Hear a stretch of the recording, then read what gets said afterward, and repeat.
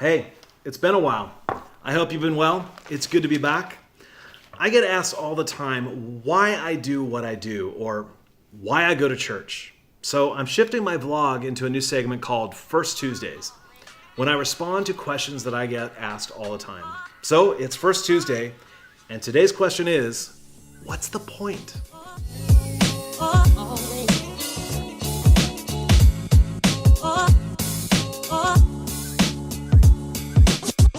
Hey everybody, I'm Eric Ledermann, and this is Faith and Coffee, and it's First Tuesday. Today I'm asking, what's the point? What's the point of going to church, of being a part of a faith community? We don't actually go to church like it's a location, like it's a place.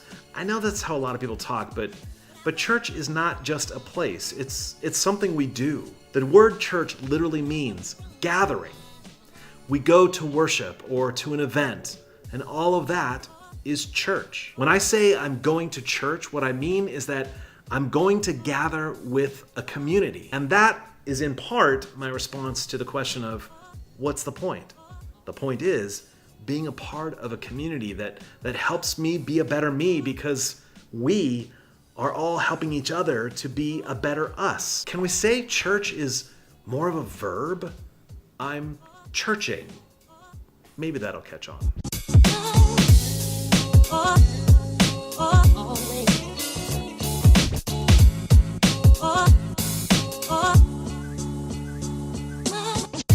Now, church can happen anywhere, at any time. Church happens, as Jesus said, wherever two or more are gathered. It can happen, yes, at a place of worship, but just as easily at home or in a coffee shop or having dinner with friends. People are part of a worshiping community and attend worship for a lot of different reasons. Some people go because the music is awesome. Some people go because, well, that's where their friends are. Some even go because the sermons are just so amazing. At my church, I think some people just go because they like the coffee.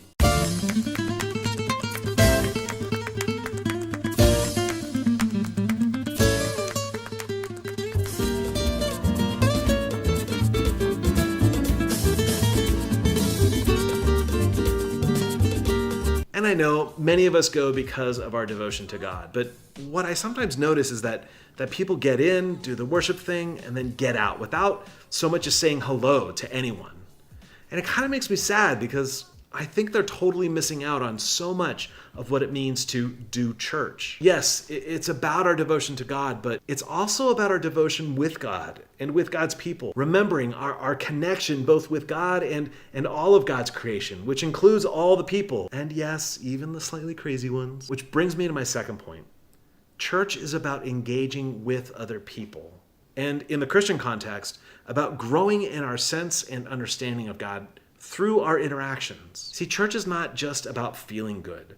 It's about engaging the holy in others. All the prayers, the liturgy, the sermons, the music, all of that is to help us focus on the real presence of God with us, especially when we church. And as I said before, it happens everywhere and anywhere we gather together. Now, I hear people say that church is just full of a bunch of fake hypocrites, and they don't need to go to church to be a good Christian, or they just don't need to be a part of a church because they don't believe in God. Well, okay, that's your choice, by all means.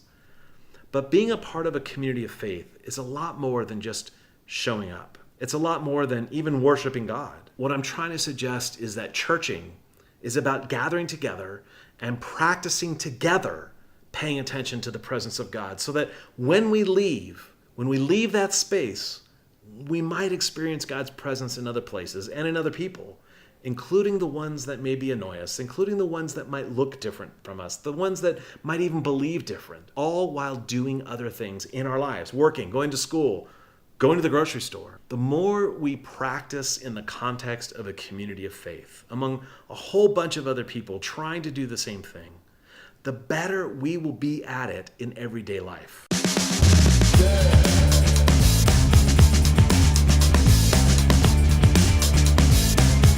So go check out a few communities around you. Come to University Presbyterian Church in Tempe. See what you find. It does help to have an open mind and an open heart. We're certainly not perfect. We're human.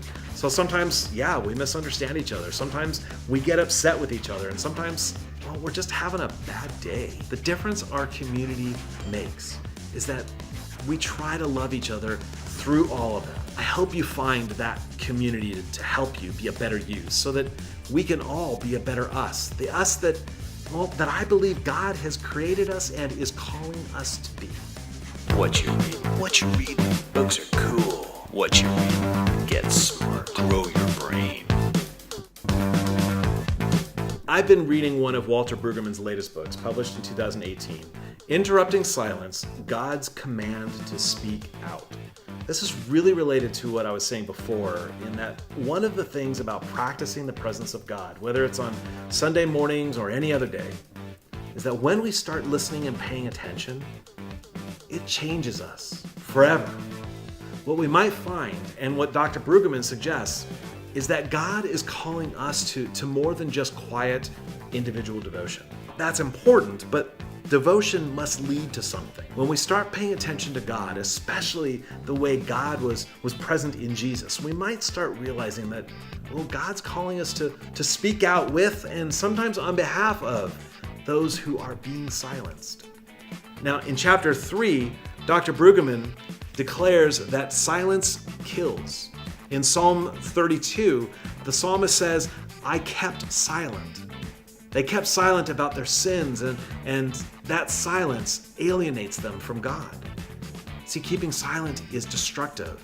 It not only kills our relationship with others, it has damaging effects on those who suffer most at the hand of the majorities in our society. And that separates us from God. It seems Dr. Brueggemann retired from teaching and has been preaching his so-called last lecture ever since, claiming more boldly what faith looks like in the real world. Now, this is a powerful book, and it's in a part of a whole slew of very powerful books that he's read. But man, this is so needed in our time. I encourage you to pick it up at your local bookstore. So, do you have a book that you're reading about how faith gets lived out in the everyday, maybe questioning our assumptions and calling us to action? Share it in the comments below, or again, you can email me at eric@faithandcoffee.com.